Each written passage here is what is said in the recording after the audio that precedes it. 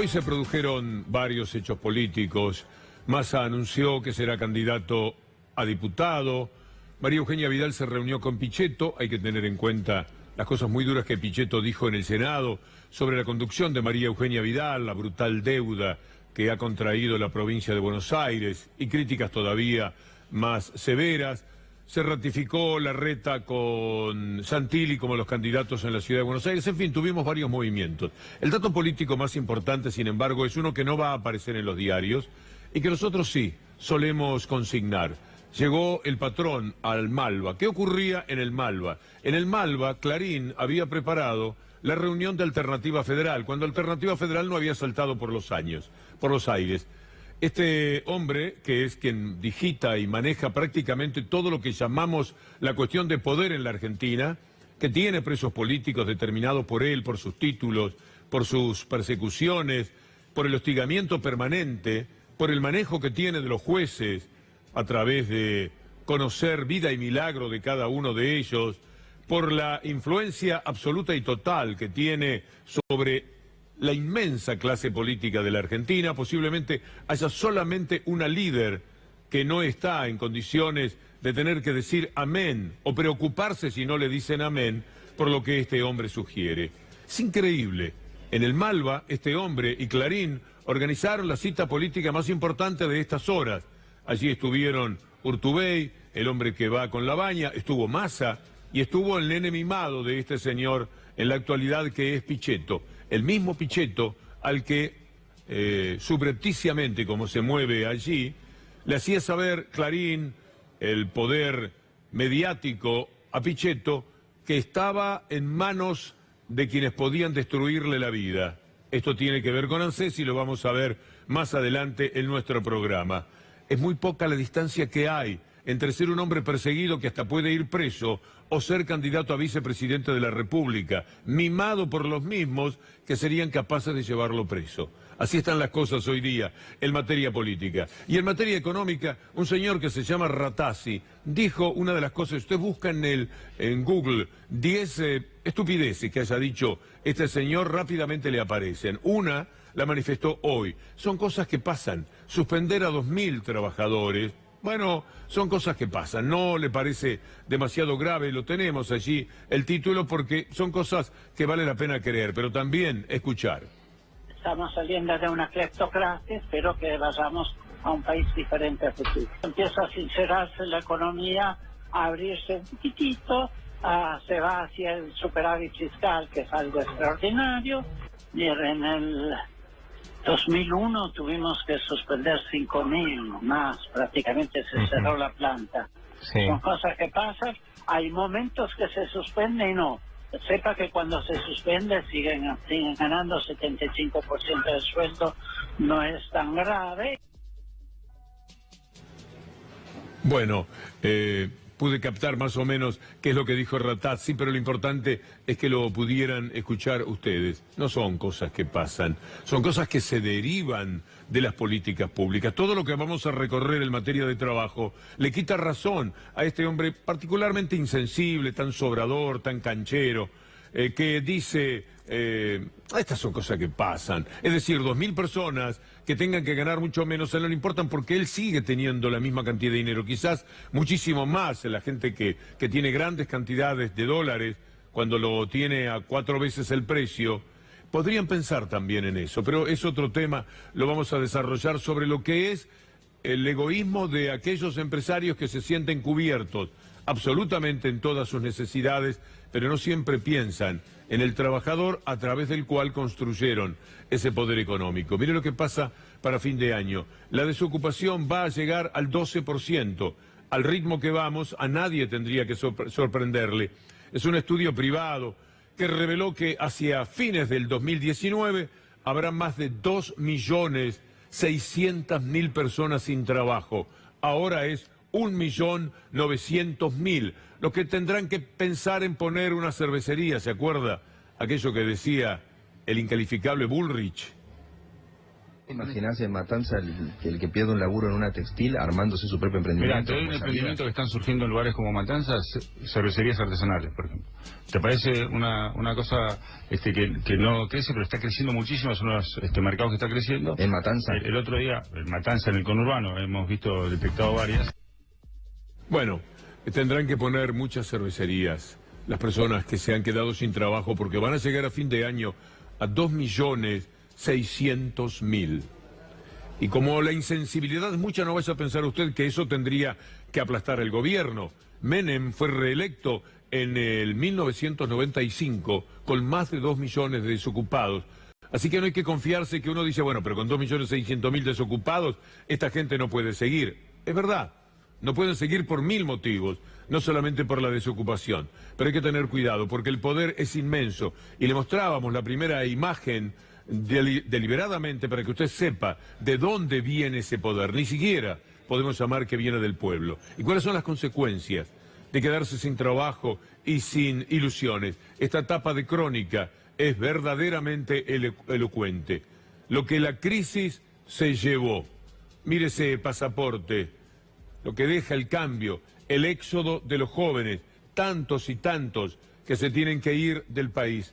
Esto es lo que está pasando. Y mientras tanto, también hay que mencionar cómo crece la sensación de que todo es incierto en la Argentina. Aquello que también decía este personaje, hay que vivir en la incertidumbre y disfrutarla. Una de las frases más insólitas que uno haya escuchado, dicha por el hombre que decía que hay que poner una cervecería para salvarse. Mire lo que está pasando con lo que la gente piensa en su trabajo. Estas placas son muy elocuentes. La fuente es el CETID, Universidad de San Martín.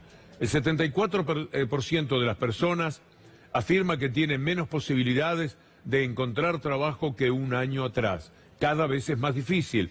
El 71% de las personas afirma que tienen amigos o familiares que perdieron su trabajo en los últimos 3 meses.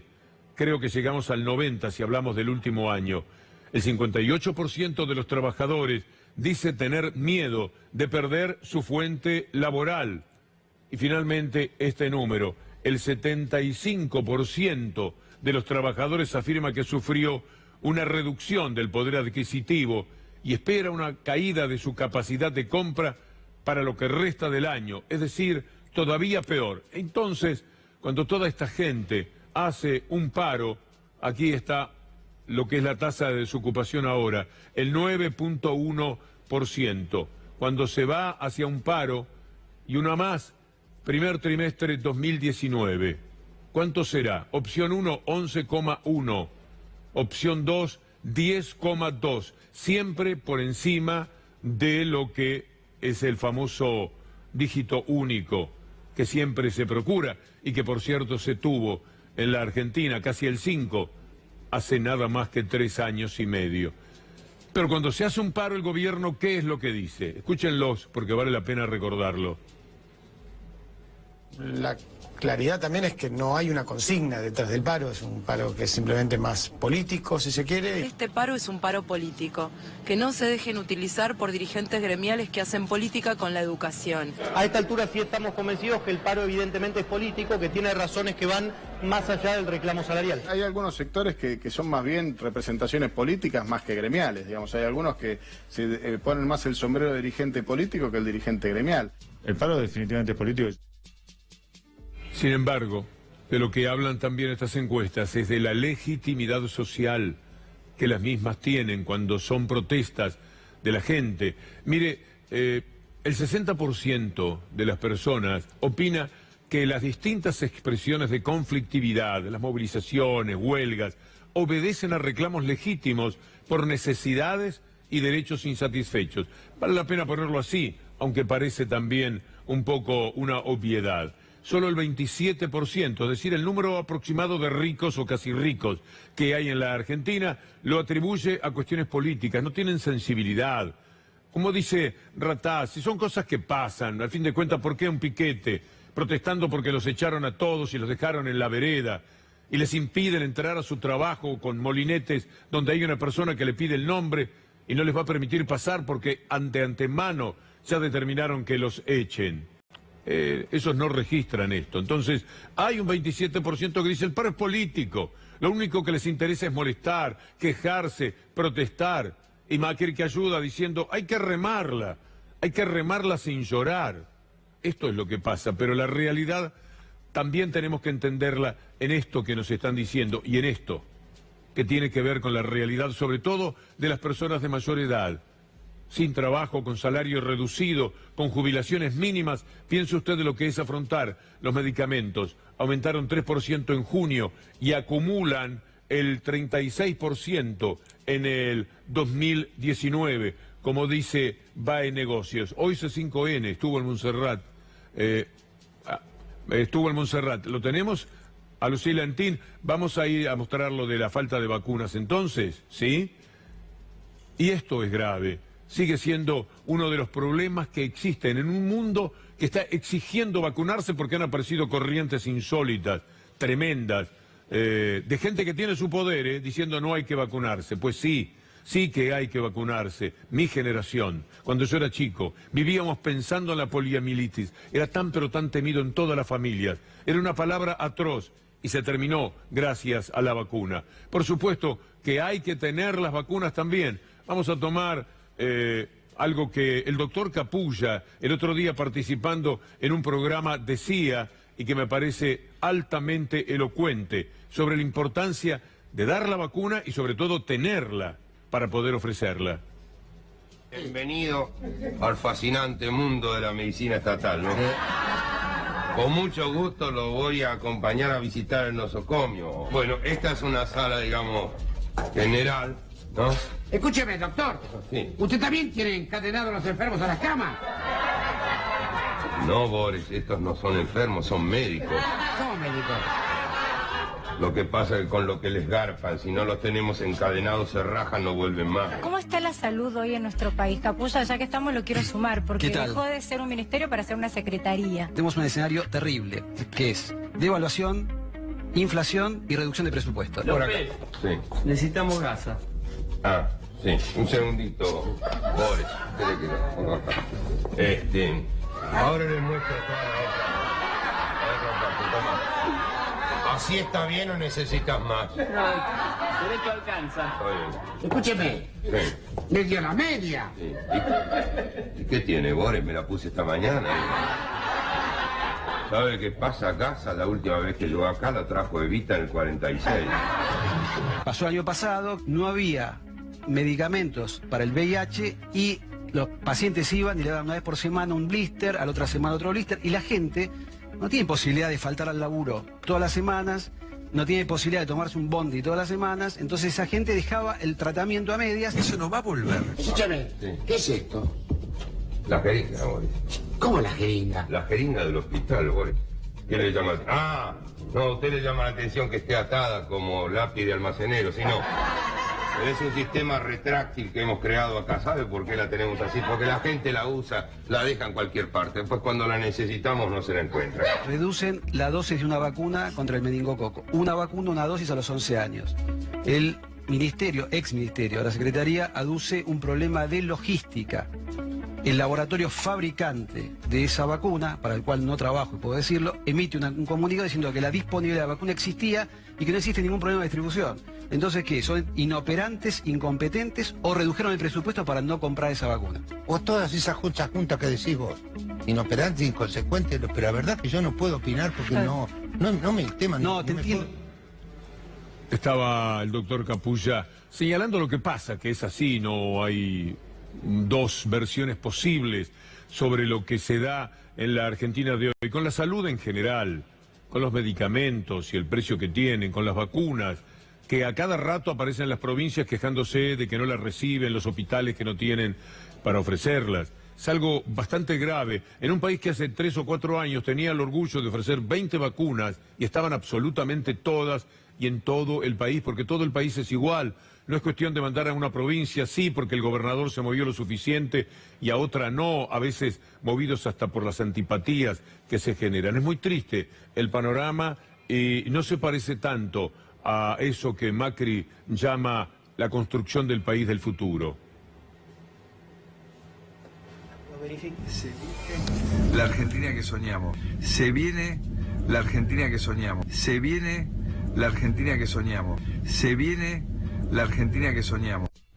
Hoy Lucila Entín hizo una nota que nos parece muy valiosa, la que le mencionábamos en Montserrat. Ahí lo tenemos y me parece un material también sumamente útil para entender esta situación, porque algunos hacen un esfuerzo a veces por no entenderlo y es nada más que egoísmo o complicidad. Algo que se ha podido verificar es que los medicamentos aumentan por marca. Determinadas marcas de medicamentos aumentan más que otras.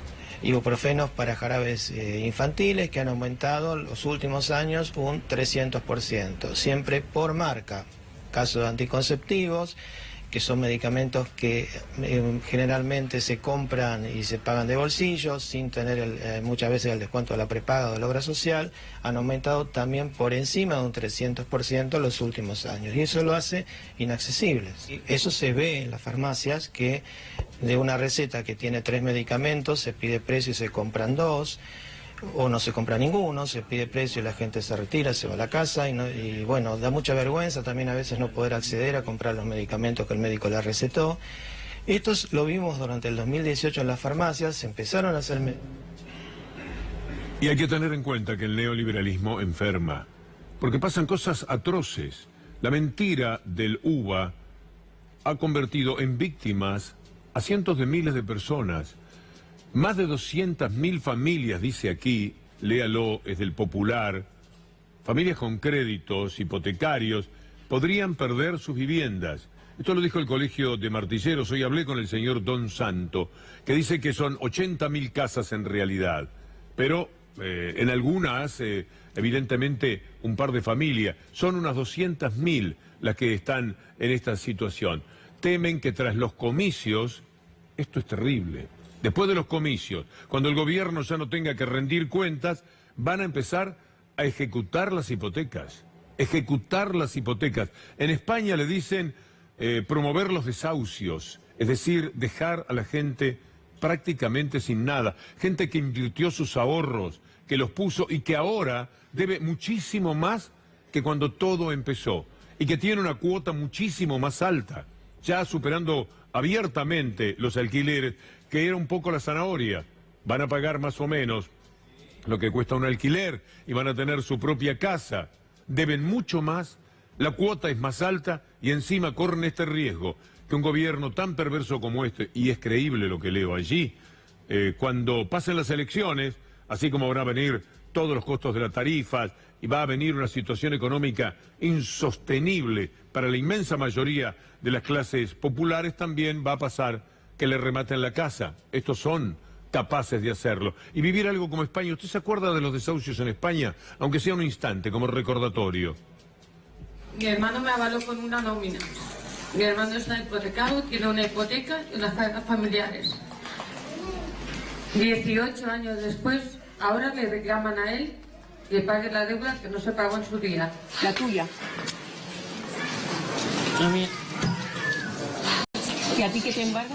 La nómina. La liquidez social me la han denegado, tengo 3 hijos y me la han denegado. Ya cuando me firmaron, o sea, me pusieron el sello, dijeron que ni pensarlo, o sea, que no daban la liquidez social. Entonces yo ahora no sé qué duda, o sea, la duda que tengo es qué es lo que va a pasar ahora. No tenemos trabajo, no tenemos dinero, no se nos da ayudas, los servicios sociales no nos asisten como tendría que ser. No tenemos otra opción. Este es nuestro último recurso. Tenemos que vivir dignamente y nuestros hijos tienen que estar bajo un techo. Por supuesto, los bancos van a ganar todos los intereses que ellos no van a perder. Así como sucedió también en los Estados Unidos. Si sigue este tema, me gustaría mostrarles algo de Michael Moore en una película documental que hizo expresamente hablando de este tipo de situaciones. Crearle una expectativa a la gente, permitirle un sueño, ir con la familia detrás de esto y un día encontrarse absolutamente sin nada, con los chicos de la mano yéndose a otro lado. Si esto llega a suceder, si se ratifica este gobierno y también el hecho de que van a empezar a rematar las casas de quienes tanto han invertido, francamente uno no sabe qué hacer. Es verdad que ante alguna situación uno dice, bueno, tendría que pararse el mundo, no podemos seguir como si tal cosa. Y siempre seguimos y parece que todo diera lo mismo. Mire lo que ocurre ahora con la educación, el ajuste récord que hay, impuesto por el Fondo Monetario Internacional, pero también por las convicciones ideológicas de esta gente que piensa en el déficit cero, lo cual es una mentira. Porque el déficit cero, si lo consiguieran con los costos locales, todo lo que permitiría sería tener más dinero para pagar los impuestos. Y el verdadero déficit hay que considerarlo también con lo que uno debe, como hace usted en su casa. Mire lo que nos dice la gente de Flaxo, Agustín Claus, sobre lo que está ocurriendo con el recorte de la educación en la provincia de Buenos Aires. Hicimos un estudio de los últimos 15 años de seguimiento del financiamiento de la educación en la provincia de Buenos Aires, y básicamente lo que ahí uno puede observar es el proceso de quiebre que hay a partir del 2016, que coincide con el cambio de la gestión. El proceso de quiebre que hay a partir del 2016, que coincide con el cambio de la gestión, tanto a nivel nacional como de la provincia de Buenos Aires. La tendencia de todos los indicadores, no es solamente la masa de recursos, que es donde surge este recorte de el 27%, estos 65.000 millones de pesos en términos constantes. 65.000 millones de pesos recortaron, esto no va. ¿Y qué es lo que pasa? ¿Qué es lo que tenemos? Lo que ha venido denunciando tantas veces Roberto Baradel, sin que le llevaran la punta, sin que lo escucharan, y con usted muchas veces pensando que por lo único que se preocupaban era por el salario, que me parece era la segunda, tercera o cuarta motivación que tenían los docentes. Usted acaba de escuchar cuál es el recorte, 65.000 millones de pesos.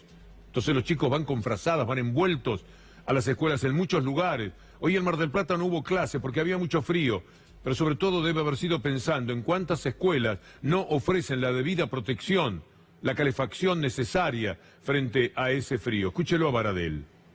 Informe impecable que corrobora lo que venimos denunciando durante estos años. Además de la discusión salarial, se ve en el tema de infraestructura. La provincia solamente cumplió con un 10% de lo que se comprometió para el tema de la reparación de los edificios. Por ejemplo, el tema de el gas en las escuelas. No nos escucharon y explotó la escuela 49 de Moreno el año pasado. ¿Qué hicieron? Como medida preventiva decidieron cortar el gas en la mayoría de las escuelas. Lo convirtieron en una medida de carácter permanente. El tema del recorte del tema de comedores escolares, que en la crisis social que estamos viviendo es imperdonable que suceda esto. ¿Usted entiende que hubo un problema con el gas y María Eugenia Vidal no fue y le encontró solución a cada una de las escuelas que tenían gas? Se las retiró y en consecuencia así quedó solucionado el problema. No va a haber más accidentes como ese que el 2 de agosto vamos a recordar porque fue atroz y doloroso. Y tiene que ver con todo esto, con los famosos recortes. Pero también hay escuelas que no se terminan. Escuelas que estaban prontas, en el 2015 estaban siendo levantadas 1 metro, 2 metros, 4 escuelas, en General Rodríguez. ¿Y qué pasó con ellas? Brevemente se lo presentamos con nuestro compañero Mauro Fulco. ¿Cuántas escuelas abandonadas hay acá en General Rodríguez? 4 edificios abandonados, la mayoría desde el año 2016, sumados 2 lugares destinados a escuelas que todavía están en terreno cuando los relicitaron en 2017 y 2017. ¿Y vos cuando pensabas que tus hijos iban a terminar el colegio al lado y los ves todos los días viajando media hora en condiciones pésimas? Mucha tristeza porque pensé que iba a ser un país mejor. Nosotros en la escuela secundaria 9 tenemos un par de salones, los terceros y los cuartos años, con superpoblados, con 40, 60 chicos. ¿60 alumnos en un aula? 60 y más. Nosotros, por ejemplo, damos clase de educación física en la plaza, porque nuestro propio patio nos quedó chico, porque nos pusieron un aula móvil en algún momento, porque ese aula móvil ya no está. Cuando te parás frente a un aula de 60 alumnos y sabes que tienen este edificio reservado para ellos, ¿qué te pasa por dentro? Y uno siente una desilusión. Y la verdad que uno tenía esperanzas, que los chicos tengan su propio edificio. Como denunció Pichetto hace semanas nada más en el Congreso, María Eugenia Vidal endeudó a la provincia de una manera que sencillamente no se puede creer. Si hay que pagar la deuda, si hay que pagar los intereses, y altos, según Pichetto denunciaba, estaba pagando lo mismo que Zambia, la provincia de Buenos Aires. Mañana lo vamos a escuchar a Pichetto. decir esto, porque ciertamente vale la pena, teniendo en cuenta además que hoy se reunió con María Eugenia Vidal. Debe haber sido muy curioso el encuentro. Pero habiendo deuda para pagar, esas escuelas no se van a construir nunca. No van a volver por allí. Que no se hagan ilusiones. 500 chicos podrían estar en esas escuelas, pero no, esto no sucede. Porque hay que recortar. Tenemos lo del pago de la deuda.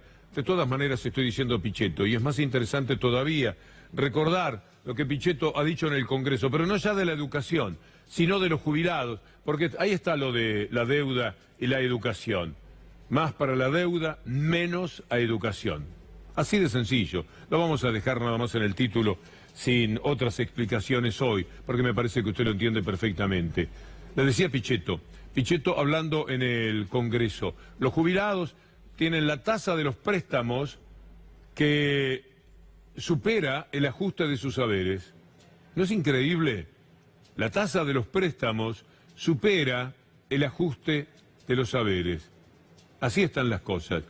Y Pichetto alguna vez se llenó la boca diciendo que a los jubilados le iba a ir fantástico. Recuerdo que era una confrontación que tenía con Cristina Fernández de Kirchner, que daba a entender cómo se vendían al gobierno. Ahora quedó muy claro todo. Y Pichetto argumentaba de esta manera. Y la verdad le digo una cosa, ¿sabe quiénes son los únicos privilegiados en la Argentina? No son los niños, van a ser los jubilados, porque la cláusula que hemos votado de la reforma previsional va a dar un 28 o un 29%. Cuando llegue fin de año va a ser el 28 o 29%. Van a ser 3 puntos más que los trabajadores en actividad del gremio más poderoso de la Argentina, que son los camioneros. Así que, a ver, miremos las cosas como son. Bueno, Fernández Pastor, el doctor Miguel Ángel Fernández Pastor, puede más o menos darnos a conocer cuánto han perdido los jubilados después que Pichetto se ufanaba de esto. Pichetto le debe a los jubilados el 29,64% de su haber, ya que desde que se cambió la fórmula de movilidad jubilatoria, la inflación fue del 88,23%, mientras que la movilidad jubilatoria alcanzó el 58,59%. Es decir, que la pérdida neta de poder adquisitivo de los jubilados y pensionados en la Argentina, gracias a la actuación de Pichetto, fue una pérdida real del 29,64%. Por lo menos Pichetto pudo salir fácilmente de una situación con la que siempre lo tuvo aterrado la gente de Mañeto, Clarín, Saguier, La Nación. Hay algo que pasó en ANSES referido a su hijo que siempre le sirvió al gobierno y a los diarios dominantes para asustarlo a Pichetto y a Bosio. Por algo que allí había ocurrido y los amenazaban con una auditoría. Mire La Nación, a mí me gustaría ver el original, además del destacado preparado por nosotros. Avanza una temida auditoría de la ANSES. Analizará la gestión kirchnerista. Preocupa al PJ, al Frente para la Victoria y a empresarios, decía La Nación. Y ahí están las fotografías. Y entonces, ¿cómo lo asustaban a Pichetto en aquel momento para que firmara cualquier cosa? Lo de los holdouts, lo de los fondos buitres, el presupuesto, lo de los jubilados, lo que fuera necesario. El ex mandamás del Fondo Pegasus venía de recibir, con idénticas intenciones, una llamada de Miguel Ángel Pichetto. Lo que estaba contando el diario es que Bosio los quiso asustar diciéndole, ojo, que yo tengo 17 diputados, no se metan conmigo, ustedes saben que tengo 17 diputados. Y Pichetto hacía lo mismo. La ansiedad del jefe del bloque de senadores del Frente para la Victoria no tenía que ver consigo mismo, sino con su hijo, Juan Manuel, ex candidato a intendente de Viedma, que ocupó hasta el año pasado un cargo en el Fondo de Garantía de Sustentabilidad, el ente que se nutrió de los stocks de las AFJP, las participaciones accionarias en empresas privadas, por ejemplo, y a través de la cual la ANSES analiza sus inversiones. Y hay otro medio que completa la información que daba el diario La Nación. Con esto lo tuvieron siempre muy asustado a Pichetto, y Pichetto firmaba cualquier cosa. Aquí viene el complemento de lo que estábamos leyendo recién. Ahí están las causas de Pichetto en esperar una propuesta razonable. Leamos, porque es importante. Diputados aprobó el freno al tarifazo y el tratamiento en senadores comienza a dilatarse. El Río Negrino, Miguel Pichetto, anunció: vamos a esperar una respuesta razonable del gobierno. Estaba jugando al póker con el gobierno. La verdadera causa de la espera es la difusión mediática de La Nación, de Clarín, que recae sobre el hijo del senador por el manejo de 48.000 millones del Fondo de Garantías de ANSES. A mediados del 2016, el gobierno nacional mostró una gran... Se lee bien porque lo veo muy chiquito de acá. Una gran preocupación por los resultados de una auditoría ordenada en ANSES. Bueno, le cuento cómo era la jugada. El gobierno y los medios decían: vamos a hacer una auditoría. Si se hubiera hecho esa auditoría, es muy probable que los problemas de Pichetto y de Bosio hubieran sido atroces. Ellos jugaban con el poder que le daban los votos para lo que el gobierno quería que le votaran. El propio gobierno estaba interesado en que los medios no hablaran y, en efecto, no hablaron más de Pichetto mientras Pichetto fue obediente. Estas son las cosas que nos ocurren en la Argentina. Es decir, Pichetto podría haber sido perseguido y llevado preso si se le hubiera antojado a Clarín, o a su hijo, para hablar más claramente, y sin embargo, ahora es el hombre felicitado y la estrella de Clarín, convertido en candidato a vicepresidente en la República Argentina. Así son los medios. Se acabó la joda para todo el mundo. Acá se acabó la joda, se acabó la joda para todo el mundo. Nada, se terminó en todo caso para los enemigos. Los amigos pueden estar en la que sea. Y Macri es el primero que está en contenido dentro de esa palabrita que él estaba utilizando. Vamos a cerrar esto con algo que vi hoy del programa, que preparamos hoy, del programa del lunes de Soroto Viazda, con Claudio Martínez allí. Una producción que permite una reflexión al revés. Vemos mucha publicidad del gobierno. Esta sería muy interesante que se animen a ponerla en pantalla. Bueno, nos animamos nosotros. Acá antes había un Ministerio de Ciencia. Bueno, ahora queda una Secretaría de Estado, casi sin presupuesto. Juntos decidimos cambiar nuestro país en serio. Y para eso necesitábamos desalentar a los científicos. Por eso bajamos el presupuesto y eliminamos el Ministerio de Ciencia. Es muy grave la situación con el último anuncio del gobierno de que suspende la compra de la central nuclear con agua pesada que se instalaría en Zárate. Así, en casi 4 años, dejamos a miles de investigadores fuera del CONICET. Todas estas muestras fueron recolectadas entre los años 2016 y 2018 en distintos cuerpos de agua para diferentes proyectos de investigación en marcha. Todavía estamos esperando el financiamiento previsto para poder mandar a hacer los análisis de ADN y poder continuar con nuestro trabajo. Discontinuamos el proyecto ARSAT y abrimos el espacio a empresas satelitales extranjeras. El gobierno actual empezó a demorar la parte de radares que se venían construyendo y paró el ARSAT 3. Suspendimos Atucha 3 y frenamos el desarrollo nuclear argentino.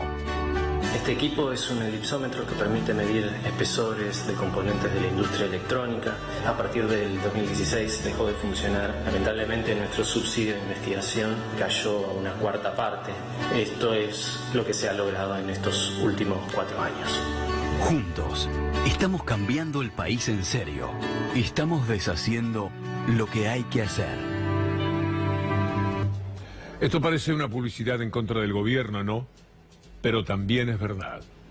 La seguimos en la columna mañana, si Dios quiere, ahora con Agustina Rivas.